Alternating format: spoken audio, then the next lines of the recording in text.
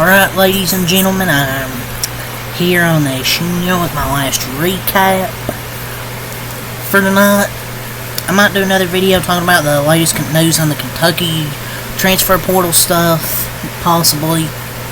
But let's talk about this Minnesota Timberwolves Memphis Grizzlies game. A big game in the Western Conference, with the seeding. With my Warriors losing last night, Memphis Grizzlies were the 6th seed. Now they're not anymore. The standings haven't updated yet, but the Warriors are now in the 6th seed, and I believe either Memphis is either 7 or 8, and I don't know how the standings are work now. I've stopped trying to focus on it because it's just too complicated. But the Memphis Grizzlies defense, man, tonight was really, really bad. It wasn't a problem with offensively. They did slow down the third quarter compared to where they were in the first half. They scored like 70. I forgot they scored like 70-something points. But they did slow down the third quarter. At one point, they're 8 for 20, and the Timberwolves were like 16 for 19 at one point. And that's your ball game, third quarter. 52 points by Minnesota. Memphis only scored 25. They got outscored 52-25 in that third quarter. And it's just been a thing with this Memphis team, man. It's not been a problem offensively. I know that even with Jalen Wells, I know he's kind of like a defensive stopper, but their defense even then hasn't been that good. It's not a problem offensively because you obviously have John Morant, Jaren Jackson, Desmond Bane, Scottie Pippen Jr. at times, and Santi Aldama will be scorers, but it's just problems for them on the defensive end trying to get stops. First two games against Anthony Edwards, he was 12 for 32. And tonight they had no answer. He scored 44 points, and the Grizzlies finally waved the white flag in the fourth quarter with like a minute and 13 seconds left.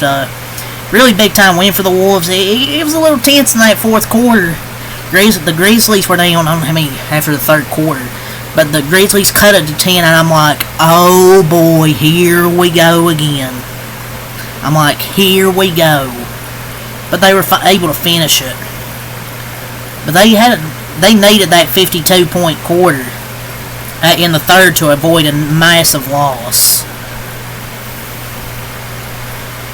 But I swear, man, Randall saved their ass in that fourth quarter when it was getting a little tense. He saved us not on the point that he needed that he scored, but on him getting defensive rebounds and stopping the Grizzlies from getting second chances. It wouldn't have felt tense at all if not for them choking a few days ago. But they made it tense because they throw up three-pointer.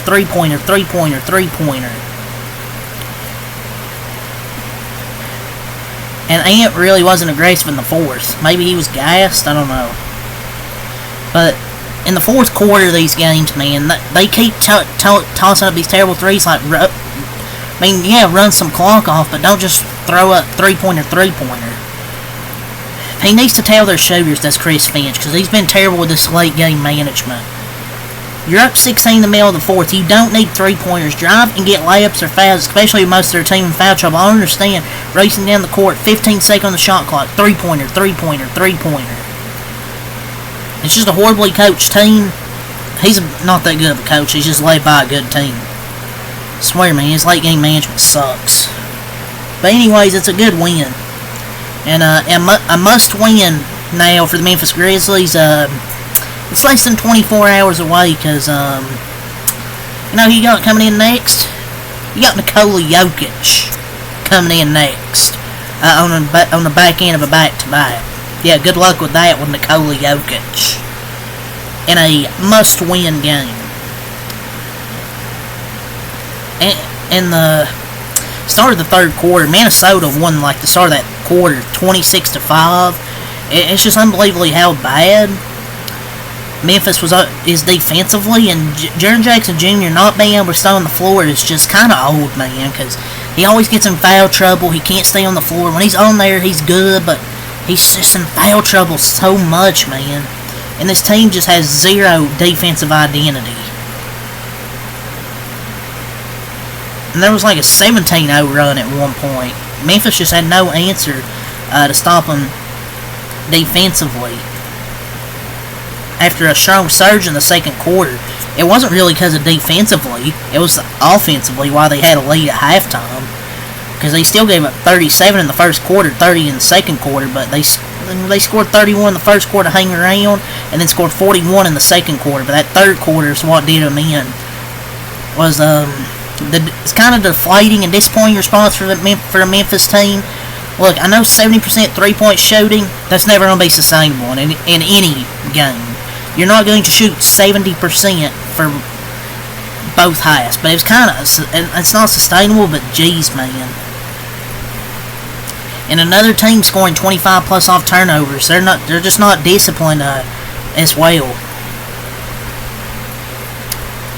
And how many points they up tonight? 141 points.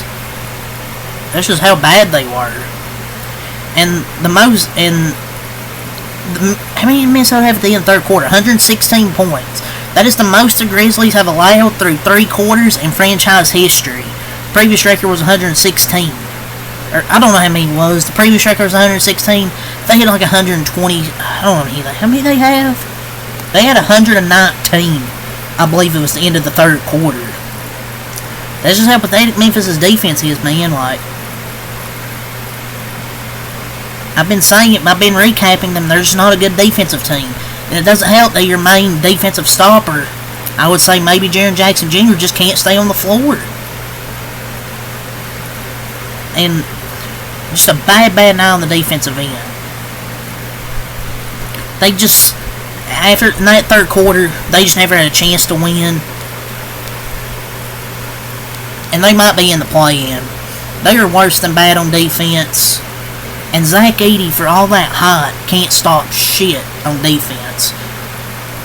And Jaren Jackson Jr., and another thing with him is, man, he doesn't rebound.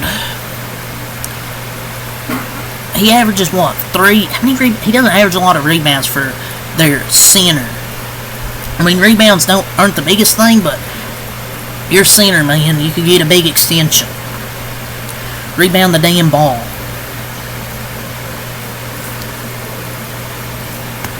But let's talk about T-Wolves here.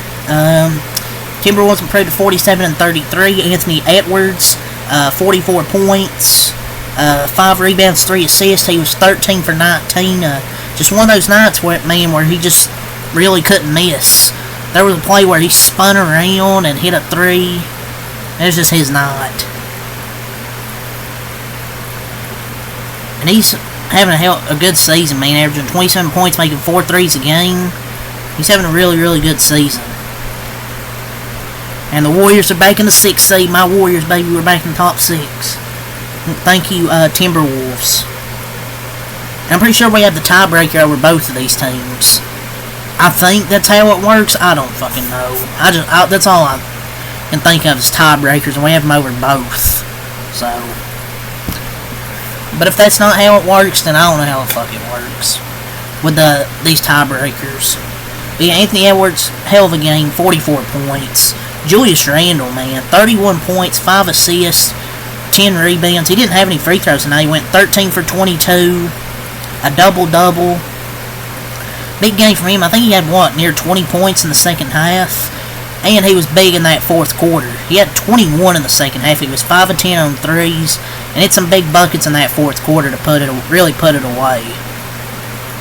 Just when things were getting a little tense, and then he hits a big shot. Great game from Julius Randle. Naj Reid with 14 points, 6 rebounds, 4 for 13. Nickeil Alexander-Walker with 10 points. Mike Conley, 8 points and 9 assists. 2 for 7, but a near double-double. Jay McDaniels, 10 points, 5 rebounds. He was 4 for 7. Rudy Gobert, 13 points, 4 assists, 8 rebounds, 5 for 5 shooting. He was 3-4 from the free throw line as well. Yeah, it's kind of crazy. He only had 8 rebounds, but he still played a good game, though. DiVincenzo with 9 points, or DiVincenzo, excuse me, with 9 points, and Leonard Miller, he scored 2 points. For the Memphis Grizzlies, they dropped to 47-33. Desmond Bane, 28 points, 9 assists, 6 rebounds for Desmond Bane, 11 for 18. He was 6 of 10 on three-pointers. So he had 28 and 6. He's had 24 points at halftime. He scored 4 in the second half. And he missed a wide open 3. And this was after Ja Morant. He was wide open. Ready to he should have shot it. Said he passes to Desmond Bane and breaks him. That's not a bad thing, because Desmond Bane's a good three-point shooter, but my God. You'd think Ja Morant would shoot that. But yeah, Desmond Bane had a good shooting game, but they really locked him down in the second half. Ja Morant, 36 points, 6 assists. He got that grenade celebration. I really don't know, man.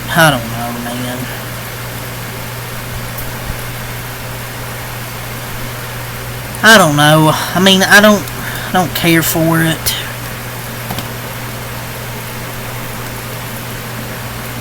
I mean, it's kind of a perception. I feel like he just doesn't get it, but I don't know.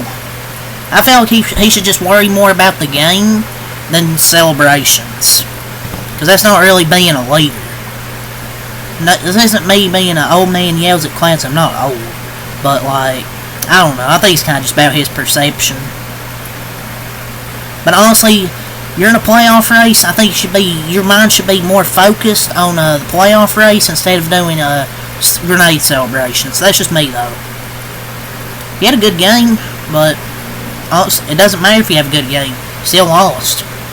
Jaren Jackson Jr., 23 points, 8 for 18, but only 1 rebound. He's just not a good rebounder. I don't know what it is, man. He's 6'10", and he can't fucking rebound. If I was 6'10", I would have like 10 rebounds per game. Zach, 87 points, 9 rebounds. I don't know, man. Zach, 80. He's a cone man on defense. I'm sorry. Is it surprising? No. I've seen it at Purdue. Pippen Jr., 16 points. Good game from Scottie Pippen Jr. 5 points, 5 assists, 4 rebounds from Aldama. He sucked defensively. He's shameful to watch on defense. Jaren Jackson Jr. can't stay out of foul trouble. You really have no scoring punch off the bench unless it's Scottie Pippen Jr.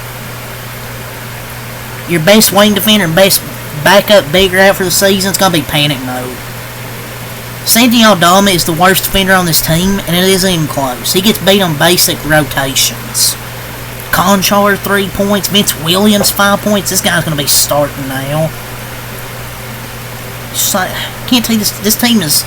I don't even know if they'd get out of the play-in with how they're playing right now. It's not a matter offensively. They just have to at least be solid defensively. Not have to be. You don't want to ask for them to be an elite defensive team, but at least good. Because I think their offense is good enough. I mean, they shot well tonight. But they gave like 25 points off turnovers and allowed that 52-point quarter. So let's go to Timberwolves stats here. They shot 48 of 87, 55.2%. 20 of 44 on threes, 45.5%. 25 of 28 from the free throw line, 89.3%. 41 total rebounds, 8 offensive, 33 defensive, 29 assists, 3 blocks, 6 steals, 16 turnovers, 46 points in the paint, and 25 personal fouls. For the Grizzlies, they shot well, 46 of 89, 51.7%, 18 of 36 from 3, 50.0%, 15 of 21, 71.4%, 33 total rebounds, 8 offensive, 25 defensive, 26 assists, 2 blocks, 5 steals, 15 turnovers, 54 points in the paint, and 22 personal fouls. I thought they played well offensively. That was the thing that was keeping them in it in the first half, was their offense. The defense wasn't good, but once the offense kind of slowed down a bit in that third quarter, Minnesota just went off offensively, really get a big lead and hang on to it in the fourth quarter, unlike against Milwaukee. But yeah, good win for Minnesota. That's really all I got to say. Leave a like, comment, subscribe for more. Peace.